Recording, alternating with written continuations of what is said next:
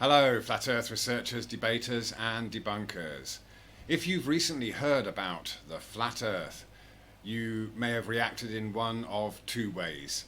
You might well have just fobbed it off as something crazy because science has proven that we live on a globe for something like 2,000 years. Or you may have started to investigate what actual proofs there are that we live on a spinning ball orbiting a giant sun. So what we'll do here is just have a look at top 10 globe science facts that have actually never really been proven scientifically. They're not science facts. What you'll find is we have a few experiments, lots of observations that have been interpreted into the notion that we are going around a sun, the heliocentric model, as it's often called. So if you start looking into this, the first thing you'll probably find is pages and pages of the alleged first proof that we live on a globe, and that is the Eratosthenes experiment, which apparently determined the circumference of the Earth because of shadows measured on sticks and down a well. And then from that, the size of the sun and the distance to the sun from the Earth has been calculated. But actually it's never ever been measured. No one's ever been to the sun, and really we don't know what the sun is. And this idea that Eratosthenes worked out the circumference of the Earth from measuring shadows is really just an interpretation, because you can get exactly the same results across a flat surface with a local sun. So there's nothing that's ever been really done to prove the idea that the sun is 93 million miles away and that it is many, many more times larger than the Earth. So it isn't a scientific fact that Eratosthenes ever discovered the shape of the Earth, the size of the Earth, or the sun, or the distance to the sun. Sometimes people will talk about the Venus transit, the planet Venus going across the sun, as being a way to then measure or calculate relative distances. But again, if we have nothing to base those measurements off, then all we have are calculations based on assumptions, and again, interpretations of observations that can be interpreted either way, especially when you talk about the circumference. All that is being measured in any way is how far away the equator is, where people see the sun directly overhead, compared to where it appears above the horizon but not overhead as you get further and further north. But a circumference is for a circle, it's not for a globe. So again, that's just a matter of interpretation. So this is one of the first so-called facts or scientific discoveries that you'll come across when you look into how we know we live on a globe, when in fact it hasn't been proven scientifically in any way. We've just been given explanations and interpretations. So that's number one. Number two, this is the lunar eclipse is commonly used as some kind of proof that we see the globe Earth's shadow cast on the moon. But this, again, is just an assumption, and it goes against any other observation that we can make of shadows, because the illustrations that we are given are a narrowing shadow of the Earth to the sun. Whereas in reality, shadows, no matter how far away the light goes, a shadow never gets smaller than the object casting the shadow. So in actual fact,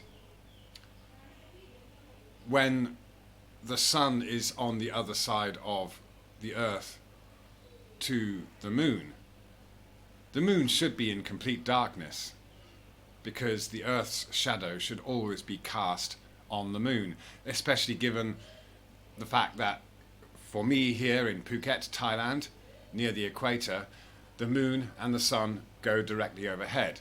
So if we were on a globe and the moon is over here and the sun is over here, which we see coming over the equator, then whenever the moon is over here and the sun is over here, the moon should always be in shadow, especially given its proximity to the Earth. But no, what we actually see is a full moon. When the moon and the sun are allegedly opposite each other, with the globe Earth in between, we actually see a fully lit moon, which shouldn't happen. So lunar eclipses are in no way any kind of proof that the Earth is a globe. And we've never been shown this happening from space. Considering that space exploration has been going on for decades, no one has ever given us a space eye view of the Earth and the moon and the shadow cast by the Earth. Never been done. Even during solar and lunar eclipses, we are never given any other view apart from what we can see from the Earth. So the lunar eclipse is not necessarily the Earth's shadow. It's never been proven as a scientific fact. Number 3, images of Earth and other celestial bodies, moon, stars, planets. Okay, as I mentioned just now, we've never seen the Earth in space with the moon next to it.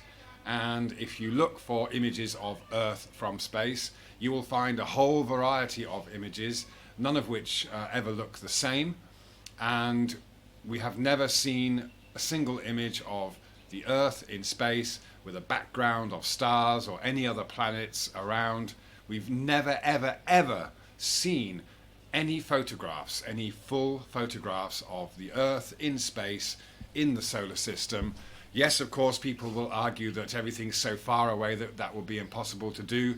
But several decades ago, we apparently sent probes out into the distant galaxies, and since then, we've still not been able to have a real photograph of our home from space. Nothing. Or any of its surroundings. Nothing. And when you compare the images we are given of the so-called photographs from space, from the Apollo missions, the continents and everything are different sizes, we've got different colors, nothing matches up whatsoever in the few alleged photographs that we have of the Earth from space. So there simply are no images of Earth from space, or Earth in its surroundings. Number 4, axial tilt, this assumption that the Earth is tilted, and as it goes round the sun we get the seasons because of this axial tilt. This is something that can never, ever, ever be verified whatsoever. Nothing at all. It's never been seen, it's never been measured, nothing. All we have are illustrations and assumptions. We could also add to that that the speeds that the Earth is said to be spinning or orbiting the sun have never ever been measured. You can look back at some of the experiments done, Michelson-Morley and various other experiments, to try and measure the speed that we are allegedly travelling through space or around the sun or spinning. None of this has ever been confirmed in the field of science. There is no measurable proof of axial tilt or the speeds of spin or anything related to the idea that we are on a spinning globe orbiting the sun in a heliocentric model. Nothing. Number 5, the ISS being built in space, the largest international project that should have been broadcast to the world as it was being built. Nothing. No photographs, no video. All of a sudden the ISS was up there in space.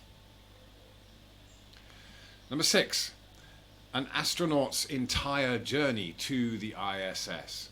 Now, given the danger of traveling to space and into low Earth orbit and docking with a space station that's apparently traveling around the Earth at 17,000 miles an hour, this is something that should be filmed from the ground to the destination, even if it were for safety's sake. If anything went wrong, people would be able to see what went wrong, or we could keep an eye on the astronauts. But the entire journey, which would and should be a thrilling, adventurous thing, has never ever been filmed. All we see is a rocket taking off. We might see some pictures of astronauts allegedly inside that rocket, and then the next clip we see is astronauts floating through an airlock. We've never seen an entire journey. And with all the money being thrown at these space exploration organizations, you'd have thought they might want to give us something back in that respect. But no, all we get is Hollywood trickery and cut scenes just to give us a story.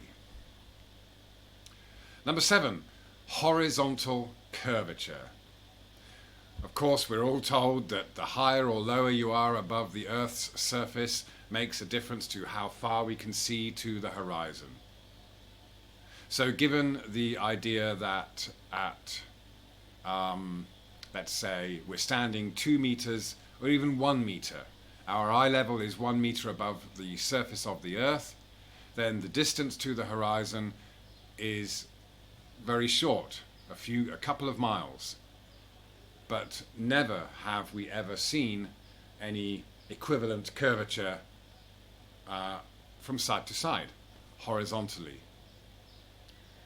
And really what we're seeing is the result of perspective. The fact that a flat surface appears to rise to eye level, and we get a horizon where the surface and the sky appear to meet. The distance to the horizon is only something that you can calculate if you have a sphere or a circle that is seen side on, and geometry and trigonometry is used to draw tangent lines and create angles and assume that we have to look down to see beyond or to the curve the higher up we get. So really this is just an optical phenomenon. There is no measurable proof, and there is no observation that can ever be made of horizontal curvature. Yes, there are lots of explanations and excuses as to why we can't see that. Apparently you have to get really, really high to see curvature. But then, of course, we're told we can see boats disappearing down a curve when we're standing on the shore. So this is just a contradiction. It's not a scientific fact. There is no curvature ever to be seen. Number 8. The difference in flight times going with or against the Earth's alleged spin, or as a result of Coriolis force. It doesn't matter where you travel on the Earth, which way you fly, there is never any real difference in the flight times, which there should be if the Earth is spinning. Now, people will tell us that, well, the atmosphere is attached to the Earth and it spins with the Earth, so everything's relative. But that's ridiculous, because we have wind and we have everything, we have movement, and in real life, in real physics, the moment you leave a moving surface, okay, you might carry on traveling in the same direction as you were going, but you soon lose momentum, and especially if you are using an aircraft with powered flight, we should be able to go against the spin. And of course, the Foucault's pendulum is used as some kind of proof that the Earth rotates beneath this pendulum suspended in the air. So you see what appears to be a pendulum that goes around, and we're told that's because the Earth is rotating. So the Foucault's pendulum is given as a so-called proof that the Earth rotates beneath us, yet when we take off in an aircraft and separate ourselves from the surface of the Earth, nothing changes. Nothing is ever done to compensate for spin or Coriolis. If the Earth was spinning beneath us when we took off, we would, if we wanted to get to a particular destination, we would head in a direction that would allow us to meet the destination as the destination came round on the moving Earth. This doesn't happen. Whenever we fly directly to the destination. There is no movement of the Earth. Number 9, boats going down a curve. This, of course, is one of the main points or so-called facts or observations that we are told we can make that proves we live on a globe. But in actual fact, all that ever happens to a boat is you might see the bottom of the boat disappear, simply because as the boat gets smaller, or appears smaller as it gets further away, then everything in front of the boat, between the observer and the boat, is obviously larger. So a small wave can block off a much larger boat in the distance, and eventually what happens is, if you actually observe boats going off into the distance, they just fade into the distance. They just go beyond the limits to which we can see. And of course, we are told to assume that we can see for millions of miles and light years because we see stars that are millions of miles and light years away. Again, this is just an assumption. And of course, when we're looking up, we're looking through less and less dense air as we look up. But when we look across the surface of the Earth, we're looking through air that is increasingly dense. It's full of water vapor, and it acts like a lens. And this is also why we see the sunset. It doesn't go down below a curve, neither do boats. And anyone who spends some time making these observations will see for themselves that boats simply do not go down any kind of curvature. They just go off into the distance. They reach the horizon and then they carry on going off into the distance and eventually just fade into obscurity. In fact, we know that we see colour because we see reflected light. So we look at a yellow flower and we know that that's because all the other colours are being absorbed into the flower, and a certain part of the light spectrum is being reflected and we see the colour yellow. So what happens to boats when they go off into the distance? Even if we could zoom in to see them with really good optical equipment, there's a limit to how far out something can go before the light and the colour from that object will be reflected and reach our eyes. There is simply a limit to the distance that we can see across the surface of the Earth. All right? And number 10, gravity. The whole idea that mass attracts mass has never ever been proven. Never. We have one so-called proof, and that's the Eratosthenes experiment.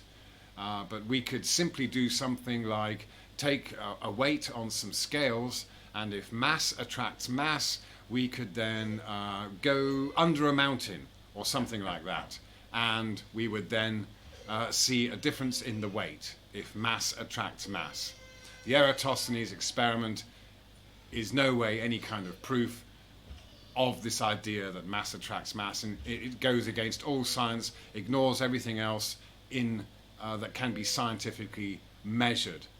And of course, we have to have this assumption that mass attracts mass in order to have so-called gravity, and have us do the physically impossible, stick to the outside of a sphere. And this is why gravity is so important to the globe Earth, because the reality is, and physics tells us, that this is impossible. So we have to have this idea of an external force. But what people often forget is that gravity is supposed to be created by the mass of a spherical Earth, yet there is no way to determine the true mass of the Earth. It's all based on calculations and assumptions. So, I hope that helps if you're new to this and gives you food for thought. And please do go ahead and do your own research. Look into real science, real physics, and use your own logic to see what can really be proven, or what has or has not been proven as a scientific fact. Of course, predictions can be made about when the sun will rise and set and when we will see certain things in the sky, but you will find that the entire globe model is based on making observations of objects in the sky, of which we know nothing about. We don't know their distances, we don't know their sizes, we don't know what they're made of, we don't even know how they were created. We don't know any of how, when, or why this Earth began. But what you'll find, if you approach this with an open mind, is that there are many alternative interpretations of these things we have just looked at, these top 10 alleged facts that we live on the Earth. People will cite satellites as some kind of proof, but satellites are just balloons. Sunrise and sunset can be attributed to a moving sun, not a moving Earth. But again, there is nothing that anyone can ever really prove, because we simply can't get far away enough from this Earth to see it from an outside view. All we have are calculations and mathematical models based on looking up at the sky. Thank you very much.